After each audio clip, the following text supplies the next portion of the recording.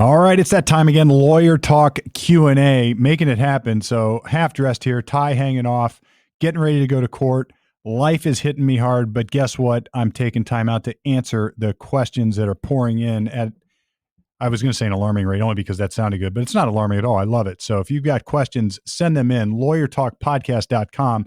I'm coming in here weekly, folks. That's weekly to answer your questions, and I can barely keep up. They keep coming in. LawyerTalkPodcast.com. And guess what? We are back. If you haven't noticed, we're going to do some breakdowns.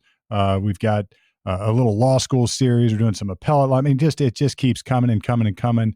Love bringing you the content. So let's get to this week's question. This comes from John. It says, "Hi guys, pleased the podcast is back. Thank you. We appreciate that you're still tuning in after the long-awaited delay. We're back." But John asks, "Can I ask, are cops always allowed to knowingly have their body cams turned off, or is each county different?" Such a great question. The answer is, like I always say, yes, no, and maybe. Interestingly enough, right here in Columbus, Ohio, a couple of years ago, there was a young man named, I don't know how young he was, but there was a gentleman named Andre Hill who was shot and killed. I think it was over off Reed Road or somewhere in the northern Arlington area. And a police officer was called out or went out, and the garage door was open, and this cop walked into the garage door and unfortunately saw a guy he thought was holding a firearm. I think the guy was actually holding a cell phone. The police officer shot, and I believe the guy was killed. His name was Andre Hill. That spurred all sorts of controversy about police shootings, as you might expect, but it also brought up this idea of body camera footage.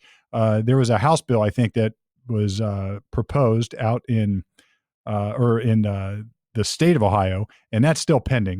The House bill was never passed. In fact, I can maybe even tell you where it is. House Bill 367 is stuck in House committee, has not been approved by both sides, and certainly not sent to the governor yet. But guess what did happen? Columbus City Council did pass a law requiring police officers to turn on their body camera footage. This is called Andre's Law. It also requires Columbus police officers to render first aid after a shooting incident or after a use of force incident where somebody's hurt. Now, you would ask, I mean, wouldn't they render first aid anyway? Well, yes, and most laws are like that. And certainly most laws named after people typically are a little bit redundant. But yes, Columbus does require this. Now, it's not a crime, I don't believe, if the police officers don't turn on their body cams. I think it has something to do more with their collective bargaining, and they can be suspended and some other consequences as a result. But this brings up a bigger point. I've had plenty of cases where there's body camera footage, and if you Google on YouTube, or if that might be inconsistent, if you look it up on YouTube, you're going to see footage. And I've got plenty of footage in my office upstairs where you see these police officers sort of looking at each other like back and forth, and they're on camera, and they tap their chest or they tap the microphone, and they'll turn it off the microphone and then have a conversation with each other. Having defended many cases like this, it sort of stinks. And I don't mean it just stinks that they're doing it. It smells of they're doing something improper. I've even had cases where police officers, there's a group of police officers, one case I worked on, where they were arresting my client. He was in a field somewhere, and you could see two or three of the police officers sort of nodding at each other and coordinating and doing whatever to basically give the high sign, turn off your cameras so we can have a conversation and do things off camera. But then other police officers didn't. And it was the stuff I caught, or the stuff that was caught on the other police officers' cameras, that sort of helped my case. So, I mean, look, whether there's a law that requires police officers to turn off their or maintain their body cams and or turn them on, or whether or not, it almost always reeks when they turn it off midstream. If police officers are really going to be corrupt, I suppose they would just never turn them on, which is why you have this question. Now, incidentally, when I started practicing law, it was right at the dawning of the age of dash cams. So police officers in their cruisers have cameras in their dashes. Now, those turn on automatically. So if a police officer hits his visibar lights or her visibar lights, pulls you over, in theory, the recording goes back about 2 minutes or so, and it backdates. So it's always running, and it captures footage going back. So like in a DUI stop, I can see if a police officer alleges weaving, swerving outside lines, or a wrong turn or something. You can usually dial back the footage and see if it captures the alleged violations. Sometimes it does, sometimes it doesn't.